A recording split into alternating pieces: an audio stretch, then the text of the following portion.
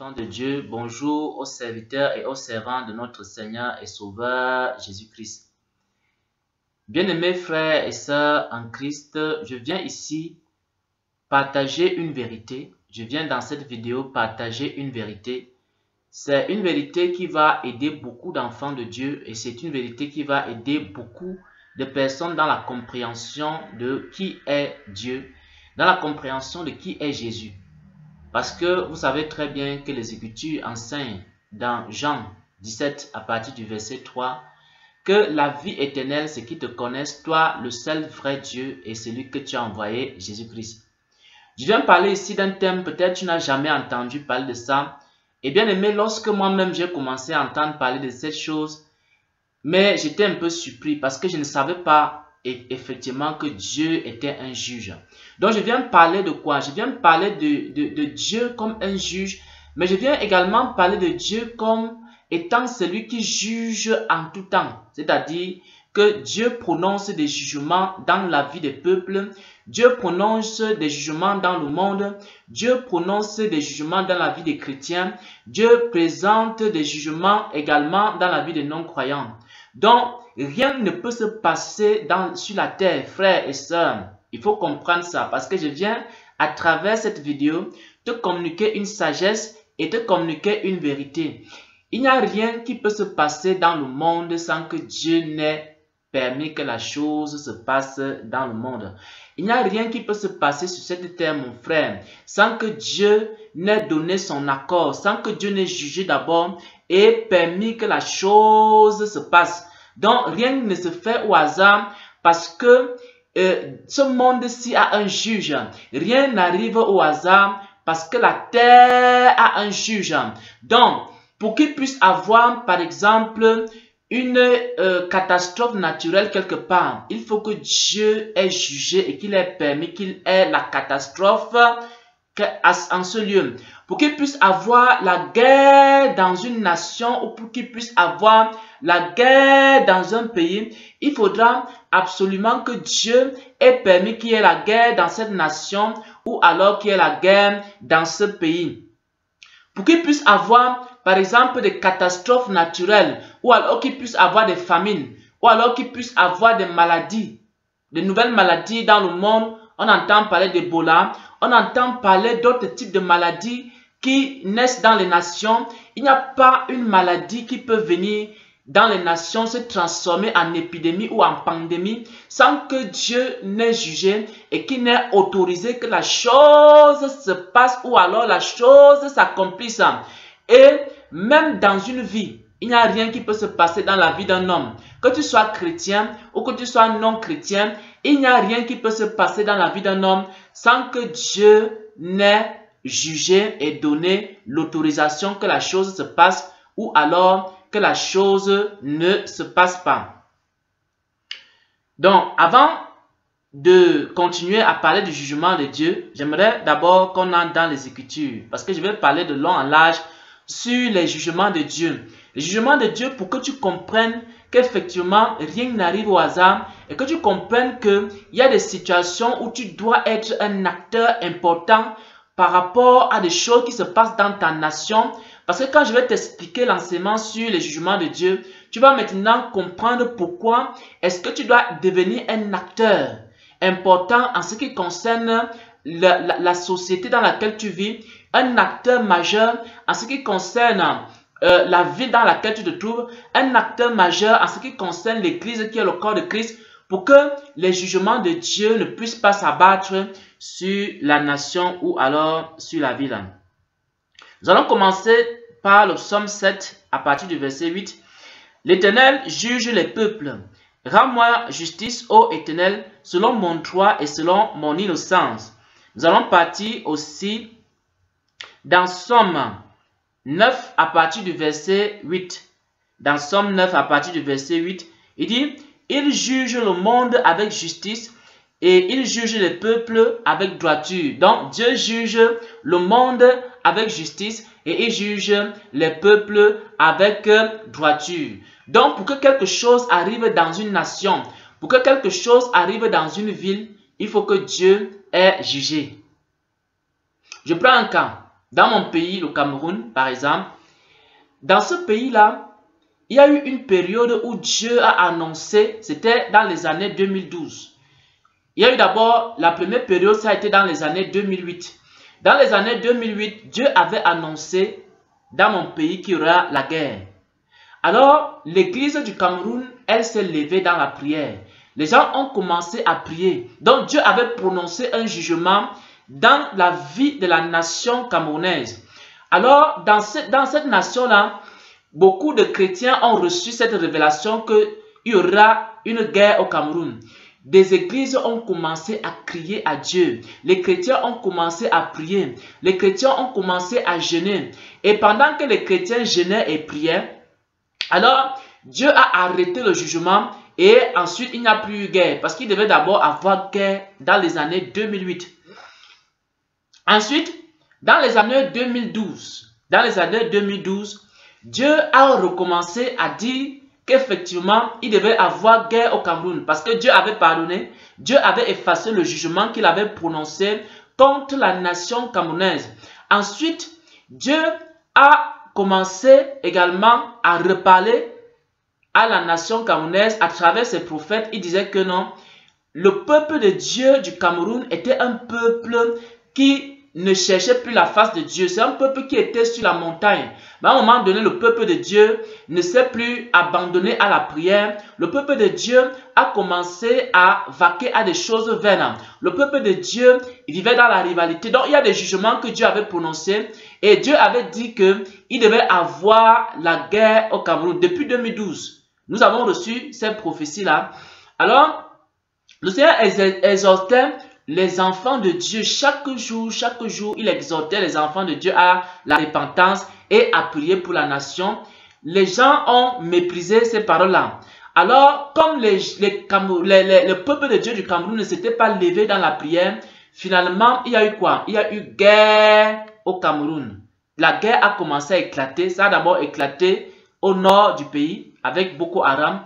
Ensuite, la guerre a éclaté, en plus de la guerre qui a éclaté au nord Cameroun, la guerre a éclaté également dans les régions anglophones du Cameroun. Ça veut dire quoi? Ça veut dire qu'il y a eu un appel avant que ça n'arrive. Dieu a d'abord appelé, Dieu a averti, frère. Vous pouvez voir tous ces avertissements même sur internet à travers des serviteurs, des servants de Dieu. Dieu a averti qu'il y aura une guerre. Il y aura. Et il fallait quoi? Il fallait que le peuple de Dieu se lève et que le peuple de Dieu commence à prier.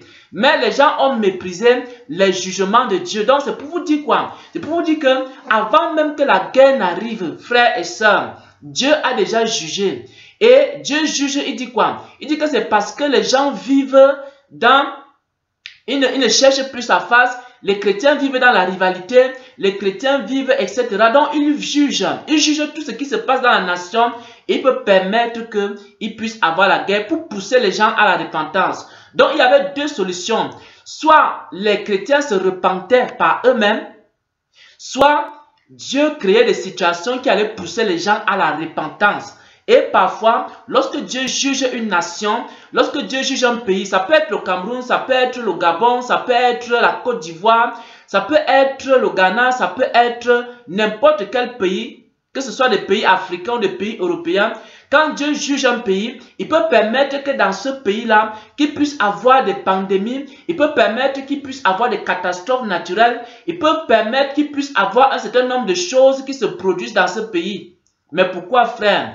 Parce qu'il aimerait que ce pays et cette nation-là puissent apprendre la justice, que les gens puissent se repentir, que les gens puissent commencer à marcher d'une certaine manière. Parce que lorsque les hommes ne marchent pas d'une certaine manière dans un pays, Dieu peut donc créer un certain nombre de choses et de situations pour humilier les gens, pour humilier le cœur des gens et les pousser maintenant à la repentance.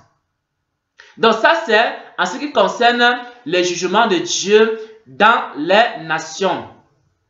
Maintenant, nous allons entrer dans les évangiles. Vous vous souvenez qu'une fois, il y a eu un événement qui s'était passé au temps de Jésus. Les gens sont venus voir Jésus, ils ont commencé à parler à Jésus de certaines personnes, qu'il y a une tour qui était, il y a des personnes que Hérode avait pris. Il avait pris ces personnes-là et il les avait punis, il les avait tués.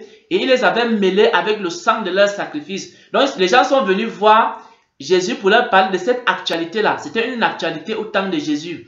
Alors Jésus a dit que la tour de Siloué, par exemple, sur laquelle était tombé tel nombre de personnes, est-ce que ces gens-là étaient les plus grands pécheurs? Et il disait que Jésus était en train de dire, dans les évangiles, il disait que si vous ne vous repentez pas, vous allez périr tous pareil. Donc Jésus commentait l'actualité. Donc dans cette actualité, il y a eu un événement. Hérode avait massacré beaucoup de Juifs. Il avait massacré beaucoup de gens qui faisaient des sacrifices. Et Jésus était en train d'expliquer que ces choses-là sont arrivées dans cette ville-là. Ces choses sont arrivées dans cette nation-là parce qu'il fallait pousser les gens à la repentance. Donc, frères et sœurs bien-aimés, Dieu est un juge. Rien n'arrive sur la terre par hasard. Rien n'arrive dans le monde par hasard. Rien n'arrive dans une nation par hasard. Dieu juge les nations. C'est pourquoi certaines nations peuvent prospérer et d'autres nations ne prospèrent pas. C'est pourquoi il peut y avoir la guerre dans certaines nations et il n'y a pas la guerre dans d'autres nations. C'est pourquoi il peut y avoir, par exemple, des famines dans certaines nations et il n'y a pas de famines dans d'autres nations. C'est pourquoi il peut y avoir des situations dans un pays et il n'y a pas de situation dans un autre pays. Bien aimé, Dieu est un juge. Dieu juge les nations. Dieu prononce les jugements dans des villes. Il prononce même des jugements dans des entreprises. Bien aimé, Dieu a commencé à me parler des entreprises. Parfois, Dieu peut te parler d'une entreprise. Il te dit que, comme tu vois là, cette entreprise-ci est comme ça. Et parfois, il y a des entreprises qui tombent en faillite parce qu'il y a des choses qu'ils ont faites. Il y a des choses qu'ils ont eu à faire. Peut-être qu'il y a quelqu'un, quand on a fait de l'injustice envers une personne dans une entreprise, et puis Dieu juge l'entreprise et l'entreprise tombe en faillite. Bien aimé, il y a une entreprise qui peut tomber en faillite, même si vous travaillez jour et nuit, vous travaillez n'importe comment, mais l'entreprise tombe en faillite. Ce n'est pas parce que les gens ne travaillent pas. Ce n'est pas parce que les gens ne travaillent pas jour et nuit pour l'entreprise, non. Mais c'est parce que Dieu a jugé l'entreprise en question et l'entreprise peut tomber en faillite. Bien aimé, il y a des entreprises qui tombent en faillite parce que Dieu a jugé des entreprises. Peut-être parce qu'il y a certaines mauvaises pratiques qu'on a commencé à faire dans l'entreprise et à cause de ça, Dieu juge l'entreprise. Dieu peut juger des chefs d'entreprise. Dieu peut juger même des personnes qui se trouvent à des postes de responsabilité dans une entreprise. Bien aimé, dans une entreprise, le Seigneur a commencé à me montrer certaines personnes dans une entreprise. Il me dit, bon, tu vois telle personne dans cette entreprise-ci, tu vois comme elle est là, c'est une personne orgueilleuse, c'est une personne qui est comme ça, c'est une personne très ambitieuse. Donc il a commencé à montrer une personne. Une fois, il me montre une personne, les jugements qu'il a envers cette personne-là qui occupait une grande fonction dans l'entreprise. Alors le Seigneur commence à me dire que non, comme tu vois cette personne qui se trouve dans telle entreprise, la personne-là est très ambitieuse, depuis son jeune âge, elle est comme ça, elle est comme ça. Donc Dieu prononce des jugements dans la vie des gens, donc Dieu observe. Et puis même, quand vous allez entrer dans les Écritures, Daniel se trouvait à Babylone. Et à Babylone, il y avait un roi. Le roi s'appelait Nebuchadnezzar. Alors, Nebuchadnezzar, l'orgueil est monté dans son cœur. L'orgueil est monté dans le cœur de Nebuchadnezzar. Lorsque l'orgueil est monté dans son cœur, Dieu a décidé d'humilier Nebuchadnezzar. Alors, Dieu a jugé Nebuchadnezzar. Et après avoir jugé Nebuchadnezzar, il lui a retiré son royaume. Il a d'abord prononcé cette sentence-là par la bouche de Daniel. Parce que Daniel avait interprété le rêve sur le jugement que Dieu avait prononcé sur le roi Nebuchadnezzar. Ayant prononcé ce jugement sur le roi Nebuchadnezzar, alors il a prononcé ce jugement sur le roi Nebuchadnezzar et Nebuchadnezzar a été vomi par son peuple. Lorsque Nebuchadnezzar a été vomi par son peuple, Nebuchadnezzar a passé beaucoup de temps dans la forêt et ses cheveux ont poussé comme ça là. Et également, sa barbe a poussé, donc il était devenu comme un animal. Il a passé beaucoup de temps, mais le but de ça c'était quoi? C'était d'humilier Nebuchadnezzar. Pourquoi? Parce que l'orgueil était monté dans le cœur de Nebuchadnezzar. Dis ça. Oh, dis ça. Donc, ça veut dire quoi? Ça veut dire que Dieu juge. Dieu peut même frapper un chef d'État. Dieu peut frapper un chef d'entreprise. Dieu peut frapper un homme d'affaires. Dieu peut frapper n'importe qui parce que Dieu ne juge pas seulement les chrétiens. Dieu juge tout le monde. Il peut frapper un responsable. Pourquoi? Parce que peut-être l'orgueil est monté dans son cœur pour une raison X ou alors pour une raison Y. Pour terminer, en ce qui concerne la première partie de cet enseignement, qui concerne le jugement de Dieu, parce que la première partie de cet enseignement, de cette vérité, ça concerne le jugement de Dieu en ce qui concerne les nations, en ce qui concerne les peuples, en ce qui concerne les rois, en ce qui concerne les personnes qui sont élevées en dignité et en ce qui concerne la terre. Donc, en cette nuit, le Seigneur m'a donné un songe sur un chef d'État. Il m'a donné un songe sur un chef d'État. Donc, j'aimerais taire le nom de ce chef d'État. Il m'a donné un songe sur un chef d'État. Alors, il m'a montré, première chose, il m'a montré le chef d'État en question. Il m'a dit que le chef d'État en question était quelqu'un de très astucieux. C'était un homme très sage et très astucieux. Et il avait une longueur d'avance sur ses adversaires. Et il me montrait un peu comment cet homme, ce chef d'État travaillait. Il me faisait voir comment l'homme en question, le chef d'État en question, chaque fois que ses adversaires attendaient qu'il allait agir d'une manière, lui, il agissait d'une autre manière. Donc, il n'agissait pas exactement. Donc, il prenait le temps d'étudier ses adversaires. Et comme il prenait le temps d'étudier, et lorsqu'il fallait agir, il agissait d'une certaine manière en ce qui concerne ses adversaires. Et ses adversaires étaient toujours surpris. Toujours surpris et ils étaient toujours désaxés. Et à la fin, c'est comme ça qu'il dominait sur ses adversaires parce qu'il changeait tout le temps sa façon de faire, sa façon d'être. Donc, quand on l'attendait ici, il agissait d'une autre manière. Quand on l'attendait qu'il avait agi de cette manière, il agissait d'une autre manière et il surprenait constamment ses adversaires. C'était quelqu'un de très astucieux. Ça, c'est la première chose que le Seigneur m'a montré dans un premier songe concernant ces chefs d'État. Donc, je suis en train de parler des jugements de Dieu, même en ce qui concerne les autorités. Parce que les Écritures disent que nous devons prier pour les autorités. Mais pour qu'on prie pour les autorités, il faut qu'on sache exactement quels sont les jugements de Dieu en ce qui concerne les autorités. Si on doit prier pour une nation, on doit connaître les jugements de Dieu en ce qui concerne la nation en question. Et si on doit prier pour une ville, on doit connaître les jugements de Dieu en ce qui concerne la ville en question. Sinon, tu ne peux pas prier efficacement sur une nation, un peuple, une autorité si tu ne connais pas ce que Dieu pense et quels sont les jugements de Dieu sur l'autorité en question. Le deuxième songe donc qui m'a montré sur ce chef d'État, un président de la République, c'était un homme vraiment très fidèle avec ses amis. C'est-à-dire que quand tu étais son ami, il était très fidèle et il t'aidait beaucoup. Donc, il te protégeait même. Mais, il m'a montré aussi que ce chef d'État, c'est le même chef d'État dont il m'a parlé dans le premier songe. Il m'a donné le premier jugement qu'il avait sur le chef d'État. Il m'a donné un deuxième jugement qu'il avait sur le même chef d'État. Dans le deuxième jugement qu'il me montre sur le chef d'État en question, il montre que le chef d'État en question avait un problème, c'est qu'il était un peu rancunier. Il était un peu rancunier. Donc, quand tu étais son ami, quand tu travaillais avec lui, en réalité, quand tu ne le trahissais pas et quand tu ne le quittais pas, il était avec toi, il t'aidait, etc. Mais une fois que tu le trahissais, alors il se transformait en quelque chose d'autre. Il commençait à te combattre.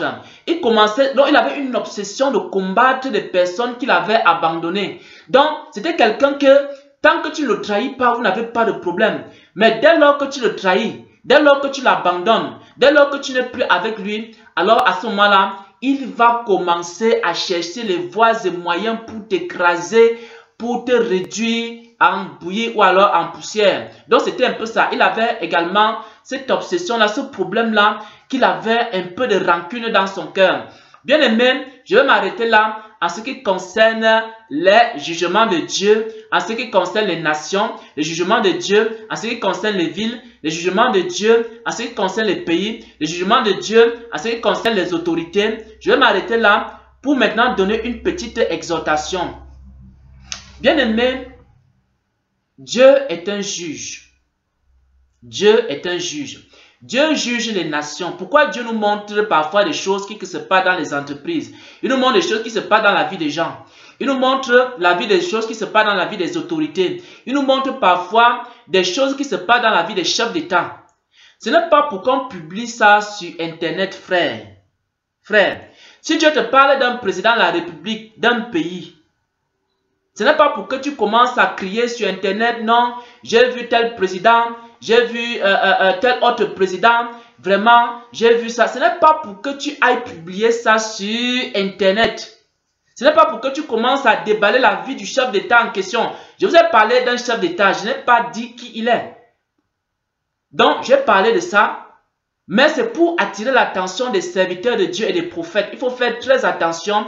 Lorsque Dieu te parle d'un chef d'État, ce n'est pas pour que tu ailles publier la vie du chef d'État, c'est que le chef d'État parle, tu donnes même son nom. Tu donnes son nom, tu commences à parler de sa vie, ce n'est pas pour ça, frère. Si Dieu te parle des jugements de Dieu sur une nation, c'est pour que tu invites les hommes de Dieu, les serviteurs de Dieu, les servants de Dieu, pour que ces hommes de Dieu-là puissent commencer à prier pour une nation. Et si tu parles d'un homme ou d'une femme, ce n'est pas pour que tu partes, par exemple, tu commences à déballer la vie de cet homme, à déballer la vie de cette femme. C'est pour que tu intercèdes et pour que tu pries, pour que le jugement de Dieu qu'il y a dans la vie de cet homme-là puisse partir, pour que le Seigneur puisse pardonner la personne, pour que le Seigneur puisse préserver la personne. Vous savez que les Écritures nous enseignent que nous devons prier pour les autorités. Nous devons prier pour tous ceux qui sont élevés en dignité. Lorsque Dieu te montre la vie d'un chef d'État, lorsque Dieu te montre la vie d'une autorité, ça peut être un magistrat. Lorsque Dieu te montre la vie, par exemple, d'une autorité académique, d'une autorité, par exemple, dans la nation, c'est pour que tu commences à prier. Pourquoi il te donne les sujets de prière? Il te dit que bon, comme tu vas prier pour tel chef d'État, prie comme ça. Je te montre la vie de tel président. Le Seigneur m'a montré depuis quelques temps, il m'a montré la vie de plusieurs chefs d'État. J'ai vu la vie des chefs d'État africains, frère. Donc, quand il montre la vie des chefs d'État, c'est pour que tu commences à prier. C'est pour que tu intercèdes. Bien aimé, il faut que si Dieu nous fait connaître ses jugements dans une nation, c'est pour que nous puissions mettre ensemble une chaîne de prière et que nous puissions intercéder. Ce n'est pas pour montrer que non, je suis le grand prophète qui a les révélations. C'est pour qu'on commence à intercéder. Et si le Seigneur te parle de ces jugements dans la vie d'une personne particulière, alors à ce moment-là, il faut que tu gardes ça pour toi-même et que tu partages ça uniquement en privé avec certaines personnes pour que vous organisez pour prier pour la personne. Parce qu'il y a également des jugements de Dieu que Dieu prononce sur les autorités, mais ces autorités elles-mêmes ne sont pas au courant. Et c'est parce que les gens sont au courant de ces jugements, ils commencent à prier, ils prient. Et parfois Dieu peut intervenir en faveur de cette autorité, mais l'autorité en question ne sait pas pourquoi est-ce que Dieu a intervenu en sa faveur. C'est parce qu'il y avait des personnes, des intercesseurs qui priaient. Donc, bien aimé, homme prophète de Dieu, il faut que tu commences songeur. Toi qui as les songes sur les autorités, toi qui as les songes sur les nations, toi qui as les songes sur n'importe quoi que Dieu te montre sur ces jugements, il faut que tu fasses attention. Dieu te montre ces jugements-là pour que tu intercèdes. Et pour que si te dit de partager les jugements sur une nation, il faut que tu partages ces jugements sur une nation dans le but que les hommes qui sont dans cette nation commencent à prier pour cette nation. Mais maintenant, si tu parles d'un chef d'État, si tu parles par exemple d'une autorité d'un pays, si tu parles par exemple d'une personne qui est élevée dans un pays, ce n'est pas pour que tu viennes déballer sa vie. C'est pour que tu intercèdes pour la personne. Maintenant, si il te dit de donner, d'exposer publiquement la vie de cet homme, à ce moment-là, tu agis selon la pensée de Dieu. À ce moment-là, tu peux le faire. Parce que tu fais selon... Mais si Dieu ne te dit pas, jamais quand Dieu donne des jugements concernant des autorités, ce n'est pas pour qu'on publie ça sur Internet, on expose la vie des gens, non. Dieu n'est pas là pour exposer la vie privée des gens, etc.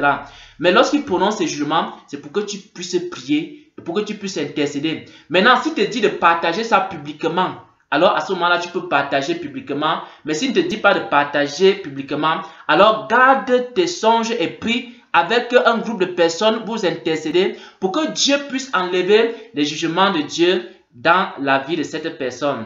Donc, je m'adresse donc aux songeurs, je m'adresse à ceux qui connaissent les jugements de Dieu, je m'adresse à des personnes à qui Dieu a révélé ses jugements sur des nations, des personnes à qui Dieu a révélé ses jugements c'est pour que ces personnes-là puissent intercéder pour cette nation, pour que ces personnes-là puissent intercéder pour ces hommes et ces femmes au nom de Jésus-Christ. Amen. Donc la deuxième partie des jugements de Dieu, de cet enseignement concernant le jugement de Dieu, ce sera le jugement de Dieu dans la vie des chrétiens. Le jugement de Dieu dans la vie des chrétiens et le jugement de Dieu dans la vie des non-croyants. Donc ça sera la deuxième partie de cet enseignement qui concerne les jugements de Dieu au nom de Jésus-Christ. Amen.